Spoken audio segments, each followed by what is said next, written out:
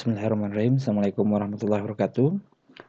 Pada kesempatan kali ini saya akan membahas tentang praktikum sistem operasi untuk modul 6 dan 7, yaitu tentang manajemen berkas dan direktori. Di pertemuan kali ini teman-teman nanti silahkan membuka modulnya ya, sambil mempelajari dengan seksama, kemudian apa yang ada di praktikum di modul ini silahkan dikerjakan. Oke, tapi sebelumnya saya akan coba membacakan dulu tentang tujuan dan maksud ya mempelajari pada modul 6 dan 7 ini. Jadi teman-teman, yang pertama setelah mempelajari pertemuan kali ini, yang pertama memahami struktur hierarki file system di Linux. Jadi yang selama ini di Windows, teman-teman akan mempelajari tentang seluk-beluk file system di Linux, kemudian memahami fungsi atribut file dan hak akses ya, baik itu berkas ataupun direktori, kemudian memahami fungsi akses dan berkas dan direktori, kemudian menggunakan perintah untuk mengubah hak akses pada direktori, pada berkas dan direktori. Oke, ini ketentuannya software yang dipergunakan. Teman-teman boleh mempergunakan Linux yang terinstall di komputer, atau boleh menggunakan sama seperti saya, yaitu menggunakan VirtualBox ya. Jika komputer teman-teman cukup memadai, mungkin bisa diinstalkan ya. Saya menggunakan Linux Ubuntu ya di sini. Nanti kita akan coba bahas lebih lanjut. Oke, umumnya untuk struktur direktori di Linux hampir sama ya, baik jenis Linux-nya varian Debian, Red Hat dan sebagainya, itu untuk struktur direktorinya hampir sama. Tetapi ini akan berbeda jauh dengan sistem operasi atau sistem struktur direktori yang ada di sistem Windows. Mungkin saya akan coba gambarkan untuk sistem direktori di Windows ya. Biasanya untuk sistem direktori di Windows itu yang utama itu ada program file ya, kemudian ada Windows, kemudian ada C-user dan sebagainya. Jadi kalau kita lihat program file tentu saja ini bentuk berisikan hasil instalasi dari software-software yang telah diinstalkan. Kemudian untuk Windows ya, folder Windows ini biasanya untuk file system atau yang berkaitan dengan core-nya sistem operasi di dalam sistem Windows. Kemudian ada lagi user ya. User ini biasanya tempat menyimpan untuk dokumen dari user-user ya, baik dari download atau picture atau video dan sebagainya. Itu biasanya di sini ya. Biasanya kalau kita create name ya, itu akan terbentuk sebuah directory untuk menyimpan data-data dari user tersebut. Oke, nah di sini kalau saya lihat di sini banyak ya, ini tambahan instalasi software ya, atau third party dari software-software yang dibutuhkan untuk mengerjakan program saya ya. Jadi ini bukan defaultnya, tapi umumnya untuk default pada sistem Windows yaitu ini ya, program. Kalau misalkan ada, karena ini memiliki sistem operasi saya itu 64 bit ya, jadi ada beberapa software yang 32 bit.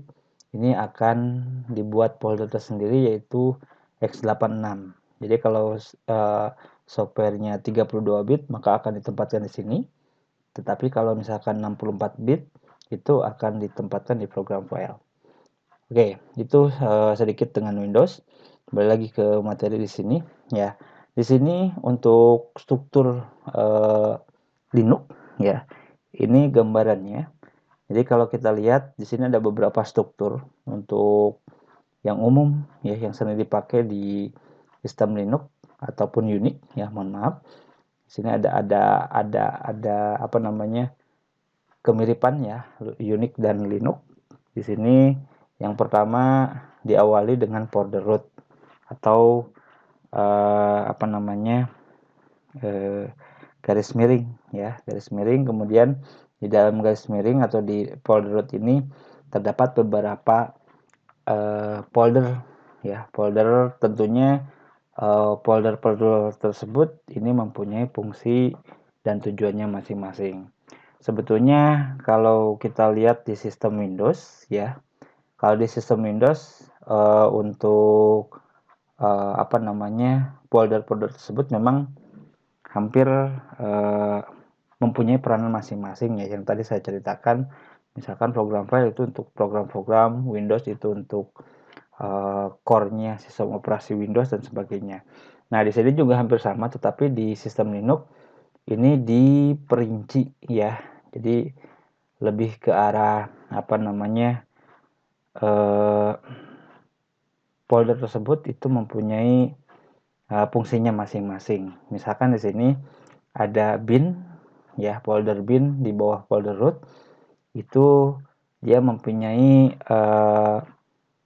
isinya ya, atau ini hampir sama seperti core-nya sistem operasi ya. Nanti saya coba jelaskan posisi untuk dokumen dan untuk apa namanya, instalasi program itu posisinya di folder mana pada sistem Linux.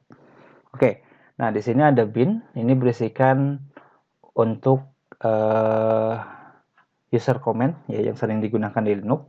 Misalkan yang kemarin telah dipraktekkan, misalkan ada ls, kemudian ada dir, ada dan sebagainya, yaitu biasanya disimpan di folder bin.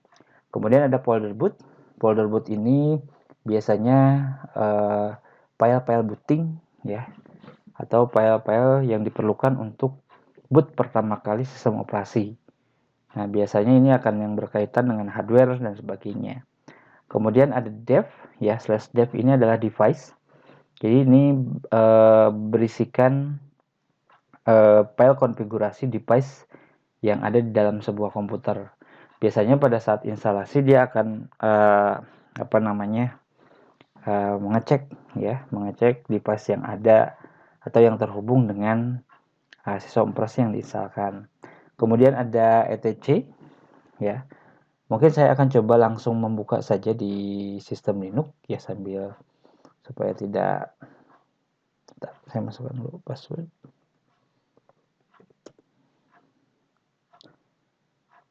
Oke, sorry.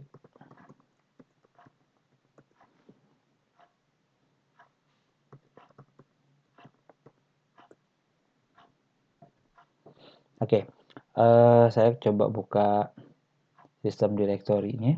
Di sini untuk sistem directory teman-teman bisa lihat, karena ini struktur umum ya. Mungkin ada beberapa folder yang mungkin tidak ada di sistem Linux, sistem Ubuntu, sorry. Karena Ubuntu ini varian Debian, mungkin teman-teman nanti bisa lihat di paling bawah ya, di sini. Ini untuk standar atau struktur untuk Debian. Nah, nanti kita berpacuannya di sini ya, di tabel 61.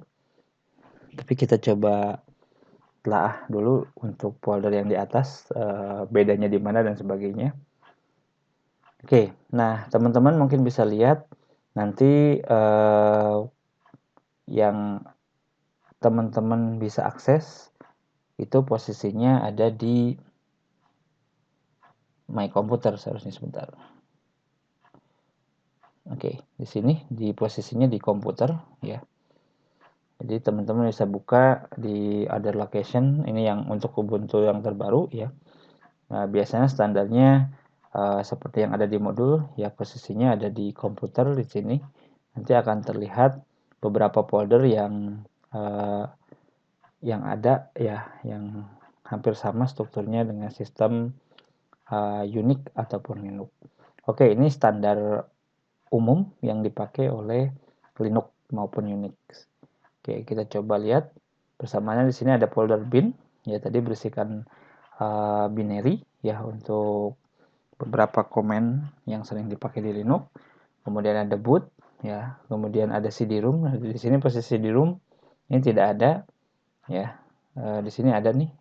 Jadi cd-rom ini untuk mounting atau untuk mengkoneksikan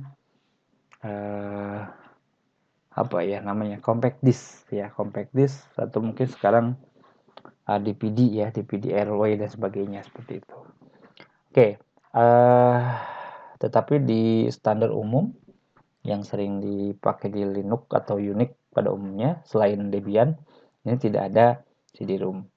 Oke, selanjutnya ada dev juga sama, di Unix juga ada, kemudian di Ubuntu juga ada, kemudian ada home ya, ada menu home. Nah, ini posisi home, posisinya sebelum ke home itu ada etc ya.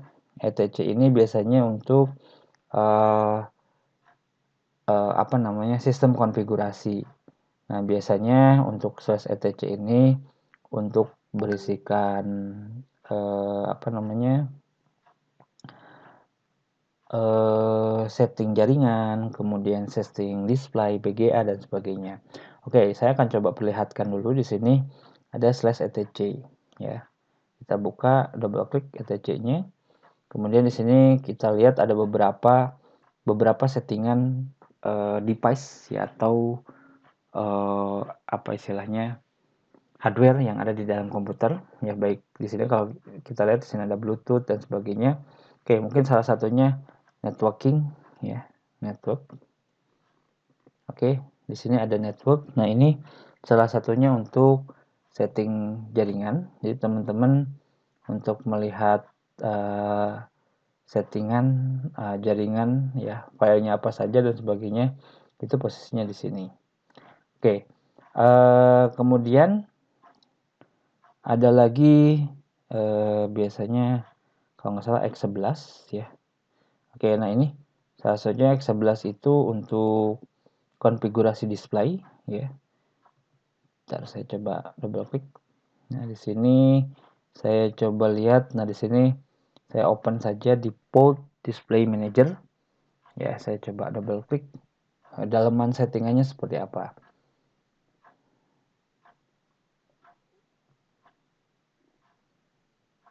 Oke. Oh, ini bukan yang ini, sorry. GDM3 ini ada di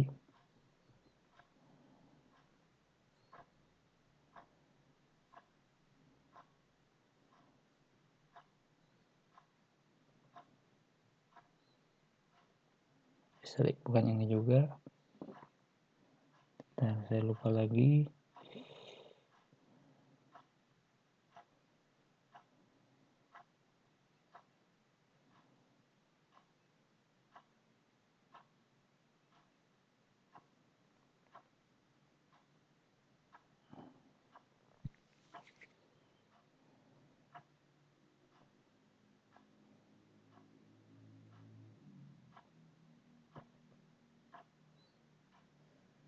Oke.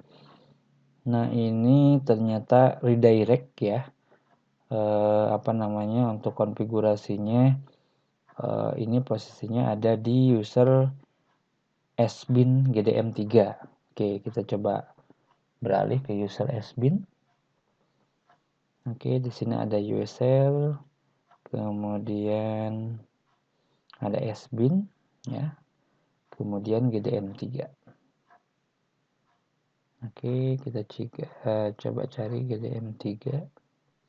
Oke, di sini ada GDM3. Kita coba konfigurasinya seperti apa untuk display.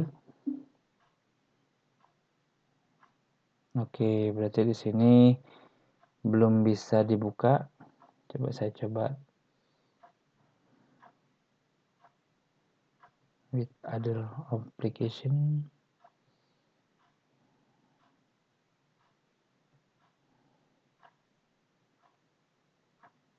Oke, ternyata harus pakai aplikasi lain ya. Tapi di sini untuk settingan ya, apa namanya, sistem operasi ini posisinya ada di sini. Oke, kembali lagi ke sini ya. Ya, Nah, kemudian di sini ada tadi sampai dengan etc ya. etc ini untuk konfigurasi ya, tadi baik PGA, kemudian networking, kemudian Bluetooth atau sound dan sebagainya, itu settingannya di sini. Tetapi defaultnya atau kalau di sistem Windows itu bisa dikatakan sebagai device manager. Jadi kalau misalkan ada sebuah software yang sudah terpasang tetapi tidak bekerja dengan baik, terus kemudian kita harus instalkan softwarenya dan sebagainya, itu posisinya kalau di Linux itu disimpannya di sini di /etc. Kemudian home ya, home ini adalah untuk penyimpanan dokumen-dokumen ya, posisinya hampir sama dengan yang di sini. Ini home karena sudah terinstall dengan nama saya ya. Biasanya kalau standarnya untuk untuk home itu posisinya tergantung user, karena user yang dibuat dengan nama saya. Biasanya kalau dengan ada 2 user ya atau 3 user, maka akan terbuat 3 directory, tetapi masing-masing directory itu tidak bisa saling mengakses. Jadi ada permissionnya, kecuali posisinya kita login sebagai root ya atau super user seperti itu.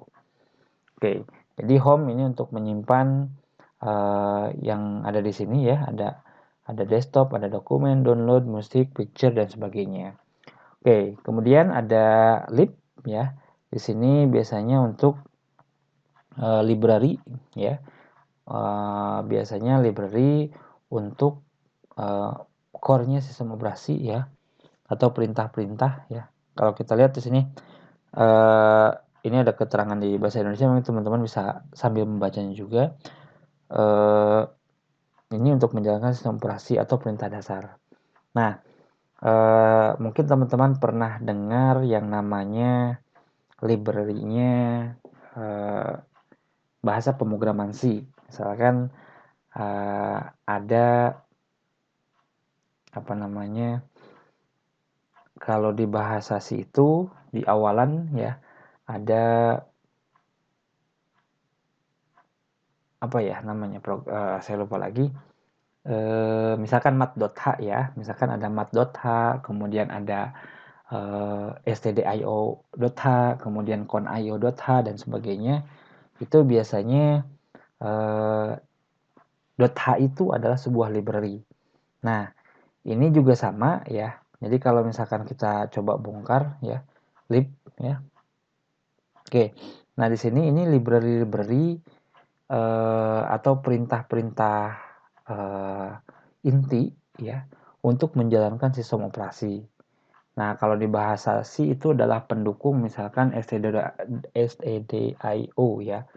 stdio.h itu untuk contoh perintahnya misalkan printf dan sebagainya. Atau untuk conio itu misalkan cin atau chout, misalkan untuk mengeluarkan sebuah teks misalkan. Nah, ini biasanya library-library ini akan berkaitan dengan baik hardware ya, kalau di Linux ya. Ini baik hardware dan sebagainya. Oke, itu library. Kemudian ada lagi media ya, ini untuk removable media. Contohnya flash disk, kemudian floppy disk kalau zaman dulu ya. Kalau sekarang udah flash disk ya. Itu biasanya dibuat atau disimpan secara temporary itu di flash media. Oke, di sini juga kalau kita lihat di dalam versinya Debian ya, ini untuk media itu tidak ada posisinya. Biasanya untuk media itu disimpan di MNT ya di sini. Jadi misalkan kita lihat, nah di sini biasanya mount ya posisinya, ini singkatan dari mount MNT tersebut. Jadi ini untuk menyimpan pointing device ya, contohnya flash disk atau floppy dan sebagainya. Ini akan membuat sebuah directory virtual ya. Oke, kemudian di dalam yang tadi kembali lagi, kemudian ada OPT ya, ini untuk application software juga di posisi di sini. Oke, OPT ini tidak ada ya. Kita coba lihat di sini OPT ada tidak? Oke, di sini ada. Ini sepertinya ada yang loss untuk OPT. Oke, tapi di sistem Ubuntu ada. Jadi OPT ini adalah untuk menyimpan hasil-hasil instalasi ya, program ya, yang mungkin di luar ini, di luar direktori defaultnya. Nah, biasanya untuk default directory default untuk instalasi aplikasi yang ada di Linux itu biasanya eh, di home, kalau nggak salah di home ya. Oke. Ya, kembali lagi ke sini. Kemudian ada sbin, ini sistem binaris. Kita coba lihat sbin di sini ada. Ya, ada yang tadi. Kemudian ada SRV di sini, service untuk sistem. Nah, service untuk sistem. Ini tapi empty ya. Oke, kemudian ada temp. Di sini temp ini untuk temporary file. Ya, kita coba lihat temporary file juga ada. Kemudian ada frog. Ini untuk proses information. USR dulu, ini user utilities and application. Oke, kita coba lihat dalam folder USR ini. Oke, ini ada beberapa utilitas ya dan aplikasi ya. Oke. Oh, mohon maaf. Tadi untuk default program aplikasi itu disimpannya di sini di USR. Ya, jadi ada beberapa aplikasi yang defaultnya diinstal ya, misalkan adanya di App Store-nya punya Ubuntu ya, atau Ubuntu Software, ini akan tersimpan di sini di USR, bukan di home ya, mohon maaf, di USR. Nah, tetapi kalau yang contoh tadi ya di sistem Windows ya, kalau antara 32 bit dengan 64 bit ini akan dipisahkan. Nah, mungkin gambarannya untuk yang seperti ini ya, yang berbeda, yang di luar defaultnya itu akan disimpan di OPT yang tadi. Tetapi untuk secara defaultnya ini akan disimpan di USR seperti itu. Oke, next. Kemudian ada frog. Tadi ini ada process information.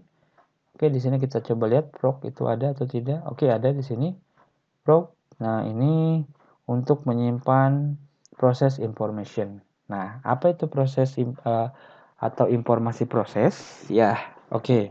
Kita coba lihat salah satunya misalkan di nomor 1.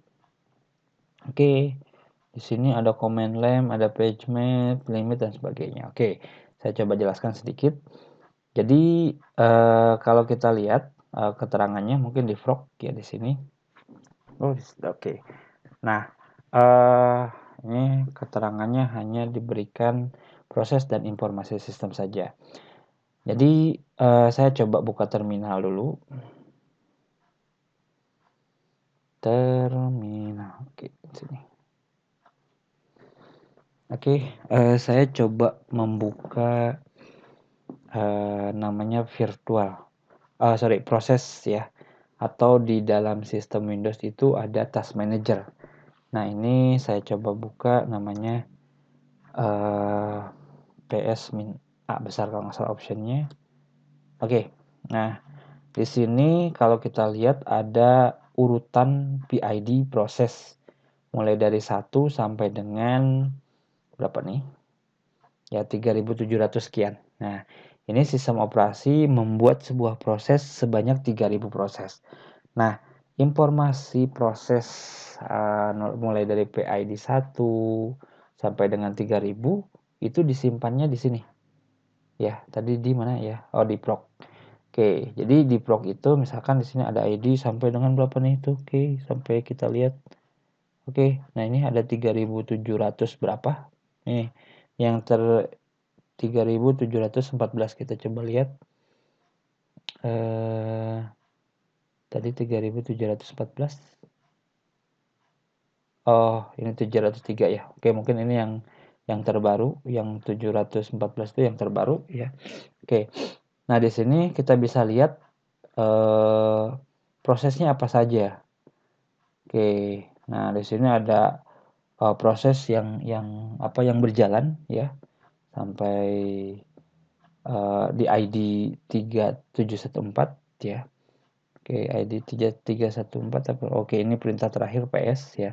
Tapi keterangannya cukup banyak sekali untuk informasi proses. Oke, jadi ini simpennya di sini. Oke, itu proses ya. Jadi teman-teman untuk di sistem Linux itu gambaran umum ya.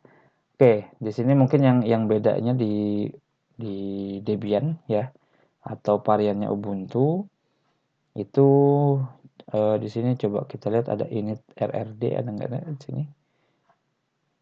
Oke, di sini init tidak ada ya. Kita coba lihat di sini init. Oke, init juga tidak ada. Bentar. Oke. Oke, ini mungkin varian Debian yang lain ya. Kemudian ada lost and found juga tidak ada, mungkin di varian Debian yang lain ya. Karena varian Debian itu tidak hanya Ubuntu ya. Jadi banyak sekali suatu folder ya akan terbentuk biasanya karena varian yang terbaru itu membutuhkan misalkan ada tambahan aplikasi atau apa namanya ya aplikasi yang dibutuhkan untuk fitur terbaru mungkin ya. Oke. var ya, oke. Di sini ada var. Di sini ada var juga atau tidak? Oke, var tidak ada ya. Var kita coba lihat apa itu var. Var ada tidak? Oke, var ada ya. var, oke, saya coba menjelaskan sedikit tentang var. Jadi var ini kalau saya lihat ini posisinya oke, coba kita lihat keterangannya. Ini berisikan tentang perubahan yang dilakukan seperti charge ya. Biasanya kalau sistem Linux itu ada ekstensi yang berisikan swap ya. Dimana swap ini ya biasanya kalau yang kita kenal di sistem Windows untuk partisi itu sistem 32 atau NTFS ya, P32 atau NTFS. Nah, tapi di sistem Linux biasanya apa namanya? Extension ya, extension 3 atau extension 4. Kemudian ada satu ekstensi namanya swap ya. Dimana swap ini untuk penyimpanan temporari ya atau cache dari memori yang akan disimpan di hard disk. Nah, biasanya untuk var ini tadi akan menyimpan cache ya dari memori dan sebagainya. Oke, kemudian ada beberapa yang lain di sini ada var log ya. Oke, log di sini tidak ada. Ya, untuk varian yang lain mungkin di log ya. Ini berisi dari log sebuah program. Oke, log ini yang kalau kita jalankan aplikasi di Linux misalnya karena di sini karena aplikasinya terbatas ya belum ini default Ubuntu ya. Oke, di sini ada beberapa kalender, kemudian ada LibreOffice dan sebagainya. Itu nanti akan disimpan di log di sini untuk aplikasi. Oke. Kemudian di sini ada beberapa tambahan aplikasi ya. Mungkin nanti teman-teman bisa dibaca juga. Oke, itu keterangan sedikit ya tentang sistem directory dan berkas. Atau sorry untuk struktur ya, struktur Linux baik Linux ataupun Unix yang tadi yang pertama, kemudian yang kedua itu di Debian ya. Oke, yang kedua kita akan melihat ya apa namanya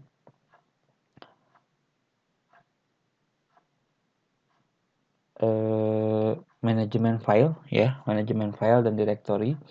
Kalau tadi struktur ya, Sekarang kita lebih ke arah manajemen file di dalam sistem Linux. Apa saja yang harus dilakukan?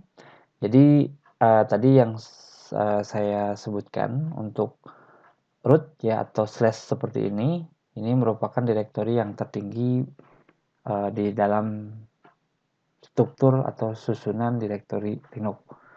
Nah, biasanya awalannya pasti dengan root. Kemudian di dalamnya itu ada bin dan sebagainya. Nah, ini ada beberapa keterangan, mungkin dari teman-teman tinggal baca saja ya. Saya akan coba menjelaskan ke yang lain. Untuk penamaan suatu file atau direktori, jadi teman-teman harus memperhatikan yang pertama adalah boleh karakter ya, kecuali ya di sini slash ya. Jadi slash ini tidak boleh digunakan. Oke. Jadi yang pertama boleh alphanumerik, kemudian tanda titik, kemudian nah biasanya tanda titik di awal itu biasanya optionnya itu hidden file. Jadi kalau di Linux saya akan coba misalkan oke, saya coba dokumen, kemudian saya buat file ya, atau misalkan saya buat dari terminal saja, misalkan coba saya lihat aktifnya di mana. Oke, di home Iwan. Oke, saya coba masuk ke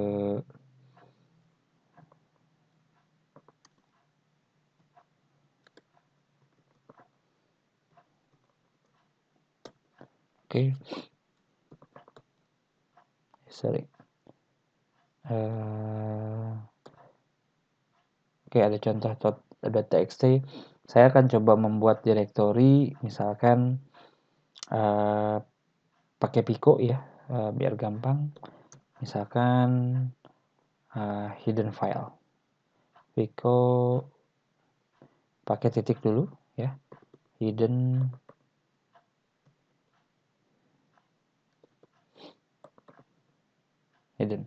atau misalkan sembunyi. Jangan hidden lah. Sembunyi. Oke. Saya buat dulu di sini testing. Oke, saya coba save saja. Oke, saya exit. Oke. Oke, saya coba buka di sistem directory. Di sini tadi disimpan di home. Oke. Di sini kalau kita lihat tidak terlihat file yang saya buat tadi ya, namanya sembunyi. Nah, ntar saya coba kasih option di sini yang tidak terlihat itu. Oke. Nah, kalau di Linux untuk menampilkan hidden file, teman-teman cukup menekan Ctrl H ya. Ini akan kelihatan file yang hidden. Nah, biasanya untuk file yang hidden ini posisinya titik di awal itu akan disembunyikan di tampilan muka ya, tampilan awal. Jadi kalau misalkan tanpa Ctrl H ini akan tersembunyi, tapi kalau kita hidden file ya sama seperti di sistem Windows ya. Jadi kalau teman-teman memang kalau di sistem Windows harus membuka option dulu, kemudian show all dan sebagainya, itu akan kelihatan yang disembunyikan. Nah, tapi defaultnya kalau di Linux ini akan kalau titik di awal itu akan hidden file seperti itu. Oke. Nah, ya di sini tanda titik mengawali ini mempunyai file hidden. Kemudian semua karakter itu bisa digunakan sebagai nama file. Tapi nah oke, dihindari ya. Ya. Di sini jangan menggunakan karakter seperti dan sebagainya. Boleh tapi dihindari ya supaya tidak ada kekeliruan dan sebagainya. Tuh. Oke, ini penamaan bersifat case sensitive ya. Jadi sifatnya huruf besar dan huruf kecil itu berpengaruh besar. Kemudian jangan menggunakan nama dot titik 2 ya. Oke, karena di sini ada arti khusus ya. Oke, kita akan masuk ke hak akses sekarang. Hak akses untuk suatu file atau directory. Oke, ini baca. Silakan teman-teman baca. Saya akan coba langsung ke praktikum. Di sini saya coba jelaskan sedikit tentang file permission di sistem Linux. Ya, saya kembali lagi ke sini. Di saya buka dulu untuk di sini. Oke. Saya clear dulu. Oke. Nah, ya di sini kalau kita lihat untuk file permission di sini sebetulnya terbagi dua ya. Yang pertama ada file biasa dan ada directory. Nah, teman-teman untuk membedakan file biasa dan directory, kalau secara kasat mata teman-teman bisa lihat di sini ya. Ini directory dan file. Tetapi bagaimana membedakan untuk apa namanya file permissionnya. Jadi kalau misalkan saya lihat view satu-satu, misalkan size, oke ini tidak begitu lengkap ya untuk view-nya. Atau mungkin kita bisa klik kanan, kemudian properties, kemudian di sini permissionnya kita bisa lihat dan sebagainya. Oke, ribet kayak gitu. Oke, bagaimana kalau misalkan saya ingin menjangkau keseluruhan, ingin mengetahui semua dokumen, misalkan dalam satu folder home, ini dia mempunyai hak aksesnya seperti apa. Nah, ini hanya bisa dilakukan di terminal seperti itu. Nah, caranya teman-teman cukup menekan ls ya. Kemudian ls ini adalah list ya. Kalau tidak tahu teman-teman bisa main ls. Oke, di sini ada beberapa argumen dan sebagainya bisa kita lihat ya dan sebagainya. Oke, quitnya pakai key ya. Oke, misalkan saya mengetikkan ls min l ya. L itu apa? Coba. Oke, nanti tinggal baca saja. Saya coba langsung saja ls min l. Oke. Nah, ini akan kelihatan untuk hak akses di dalam folder home ya. Di sana tadi ada contoh kemudian desktop dan sebagainya. Oke. Di sini ada RW, R, strip dan sebagainya 1 2 maksudnya apa? Nah, di sini saya akan coba jelaskan sedikit ya. Di sini sebetulnya kalau kita baca dari sini ya, ada beberapa keterangan susunannya seperti ini. Misalkan yang pertama ada DRWX. Nah, biasanya setiap file permission ini dibagi ke dalam 3 ya. Yang pertama ada user, ada group, dan ada other atau public. Nah, ini yang membedakan di awal itu biasanya antara directory ataupun berkas. Ya, directory ataupun file biasa. Misalkan kalau strip, misalkan di sini contohnya strip nih, ini ada contoh.txt. Ini adalah sebuah file biasa, ini maka dikategorikan sebagai strip. Sedangkan untuk D ini adalah directory. Jadi kalau awalannya D itu semuanya directory. Nah, kemudian kita bisa membedakan yang pertama ada user ya, di mana user ini mempunyai fungsi sebagai read ya, write dan execute. Grup juga sama ROX. Nah, tetapi yang membedakan kita bisa lihat di sini pemosisian di sini. Jadi kita bisa hitung kalau misalkan ada D RWX berarti ini posisi 3 ini ya. Posisi 3 ini sebagai user. Dia mempunyai fungsinya sebagai atau mempunyai hak akses sebagai read, write dan execute untuk user. Untuk user atau untuk owner ya. Kemudian ada untuk grup. Nah, grup ini yang satu grupnya ini hanya punya 2 hak akses, yaitu read dan execute. Kalau tanda strip berarti ini posisinya dia tidak mempunyai hak akses untuk write ya. Kemudian ini posisi other atau public juga sama ya. Jadi mempunyai hanya read dan execute saja. Tetapi untuk contoh yang di atas ini berbeda. Jadi kalau untuk owner ya atau untuk user dia hanya mempunyai read and write saja. Tidak mempunyai fungsi execute. Nah, biasanya execute itu akan berhubungan dengan program atau sesuatu yang diakses, contohnya directory tadi, atau berinteraksi dengan sistem.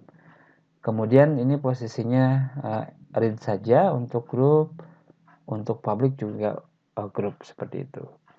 Oke, nah ini untuk sistem direktori dan berkas untuk file permission. Jadi oke, mungkin agak jelas ya sekarang untuk apa namanya keterangan file permission di dalam sistem directory di Linux seperti itu. Oke, kemudian nah ini hak akses dan sistem directory. Oke, nah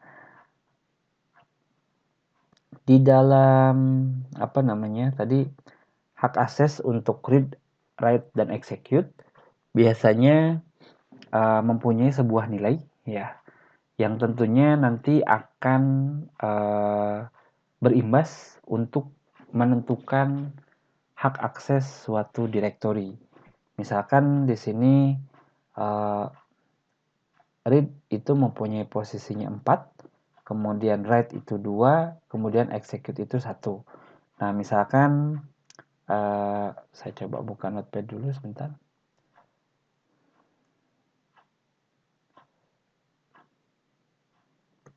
Oke, misalkan saya akan membuat sebuah direktori misalkan atau membuat file misalkan tes ya, dimana tes ini kepemilikannya tadi adalah untuk user ya, kemudian untuk grup dan other. Oke, saya coba pisahkan dulu. Nah, dimana untuk user ini mempunyai fungsinya read, write, execute. Ini juga sama read, write, execute. Oke. Ini juga sama read, write, execute. Nah, untuk tadi pemosisiannya, jadi di sini untuk read itu posisi nilainya adalah 4 ya. Ini berarti untuk user 4, kemudian write itu adalah 2, kemudian X itu 1. Oke. Ini juga sama. Sorry. Ini 421 421. Nah, jadi posisinya kalau misalkan saya ingin merubah hak akses untuk file test ini untuk user, group, other ini bisa atau fungsinya ROX semua, berarti saya harus merubah fungsi tes ini atau merubah permission test ini menjadi atau mengetikkan sebuah perintah. Nah, perintahnya itu di sini bisa dilihat. Oke, bentar.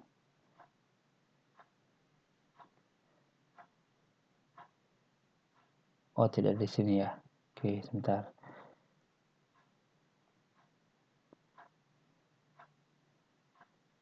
Oke. Nah, ini perintahnya ini yang paling bawah. Mungkin saya coba langsung ke paling bawah. Ini perintahnya adalah chmod. Chmod ini biasanya apa namanya? Untuk melihat atau bukan melihat, untuk merubah file permission tersebut menjadi yang kita inginkan.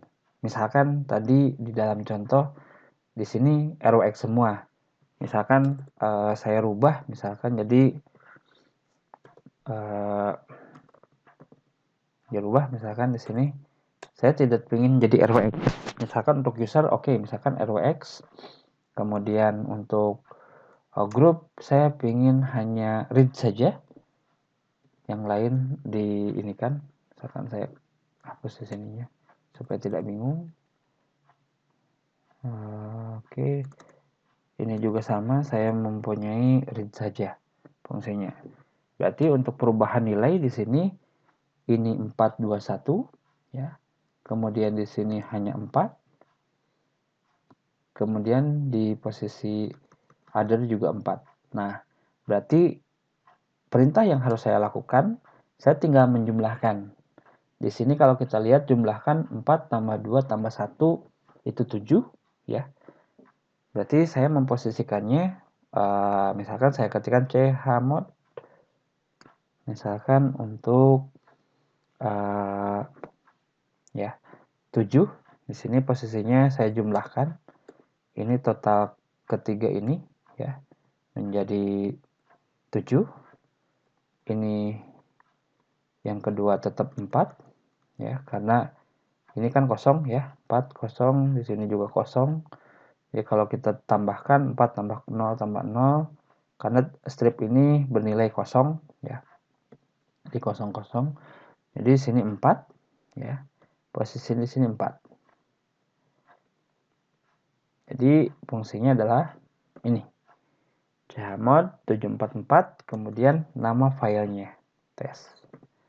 Oke. Nah, seperti ini. Nah, kita coba buktikan. Oke. Saya skip dulu sebentar.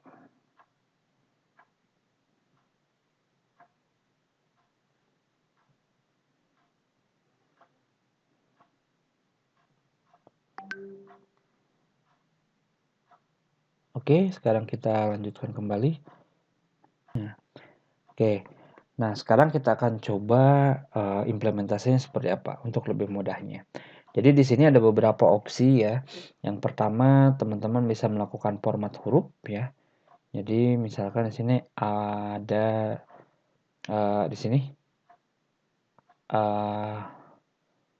AUGO ya, maksudnya ada all user group other ya. Di sini untuk ini mungkin agak sedikit ribet ya. Di sini misalkan chmod O ya. O itu misalkan other, kemudian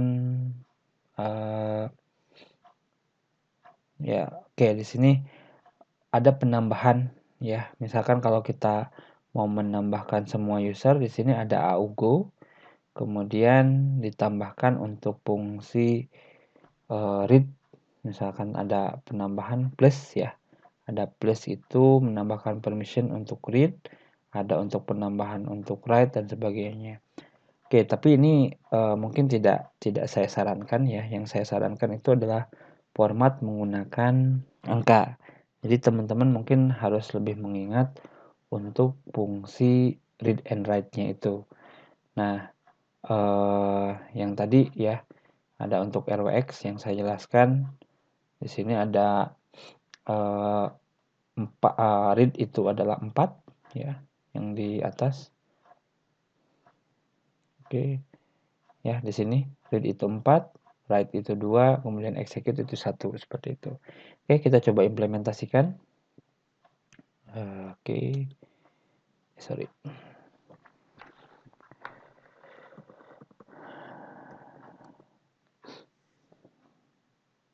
Oke, saya akan coba buat directory di sini posisinya di home ya, masih sama. Saya akan membuat sebuah file posisinya saya buat oke. Saya rubah aja ya. Mungkin yang contoh .txt misalkan posisinya ini untuk user itu read dan write execute, saya akan memposisikan execute semua ya. Jadi RWX semua. Jadi untuk posisinya user, group atau other posisinya bisa read and write, dan execute seperti itu. Jadi kalau posisinya read, write dan execute berarti posisinya yang ini yang diambil, berarti posisinya harus perintah kode angkanya itu 7 ya. Di sini juga 7, di sini juga 7 seperti itu. Jadi cukup teman-teman menjumlahkan saja yang kita mau. Jadi perpatokannya RWX, dan sebagainya. Jadi kalau misalkan teman-teman mau menghilangkan fungsi write-nya, tinggal di strip saja, kemudian rubah menjadi angka 0, kemudian dijumlahkan angka tersebut ya. Misalkan hanya read dan execute berarti 4 tambah 5. Berarti di posisinya 5 seperti itu. 577 dan sebagainya. Oke. Nah, tapi saya akan rubah menjadi fungsinya RWX semua. Oke, di sini sudah posisinya untuk contoh .txt ini hanya read, write, dan read semua ya untuk order. Berarti saya mempunyai fungsi chmod ya, kemudian 777, kemudian file yang dituju ya, file yang dituju misalkan contoh .txt. Oke. Nah, ini ada keterangan error. Di sini changing permission of contoh operation not permit. Berarti tidak diizinkan. Kalau kita lihat untuk contoh .txt ini ada gambar kunci atau di lock.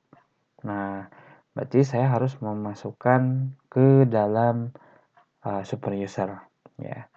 Oke, saya masuk dulu ya.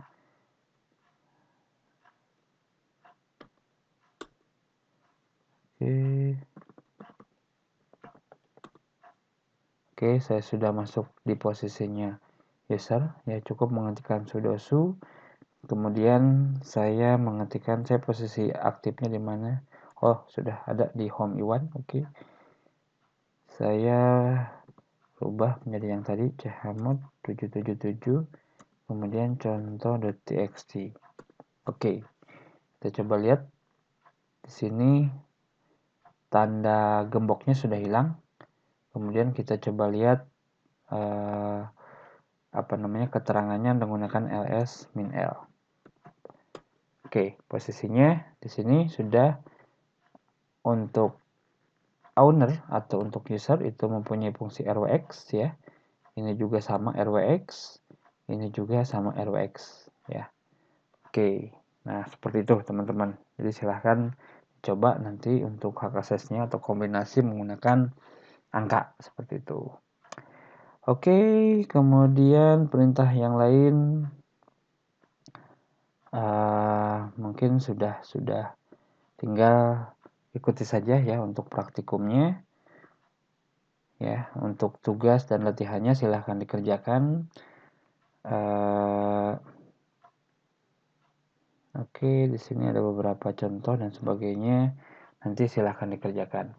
Oke ya, sekian untuk penjelasan tentang sistem direktori dan berkas. Mudah-mudahan bisa bermanfaat. Jika kurang ya untuk materi yang saya sampaikan, teman-teman boleh kontak langsung ke saya atau meninggalkan chat pesan di WA saya. Oke, secara direct atau di grup seperti itu. Terima kasih.